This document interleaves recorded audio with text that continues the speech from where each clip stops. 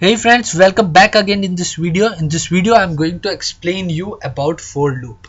In the previous video, what we will do that we make a square, and if I run this code, then I will get a display like this. Here square is like this, and but what you see that in this video, in this program, sorry, that my dot forward 100 and my left is 90 degrees repeated 4 times, so it's become lengthy to write the code again and again. So here what we do, we will choose the looping structure.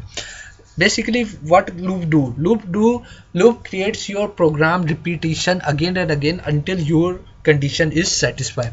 So as you previously see that they are code repetition, that is what forward left forward left forward left forward left. This is repeated by 4 times. So let's remove this code, and here we will choose the concept of for loop rather to write again and again. So how to write a loop, for loop in Python, that you have to declare for, and again there is a variable called I, and in range and in parentheses you have to declare how many times you want to satisfy or you want to run your loop. So here I will choose 4 because my code is being repeated by 4 times, and at the end the sign is being placed, and let's indent this code. Okay, press tab.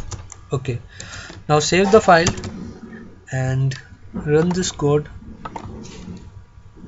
Okay, it's again making the square, but this square is being made with the help of for loop, and for loop provide us a code length very small and very clumsy, not a repetition again and again. Now it's responsibility of the for loop to repeat the code again and again until the satisfy conditions.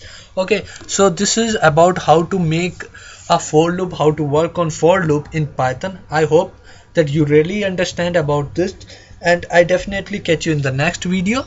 Thank you.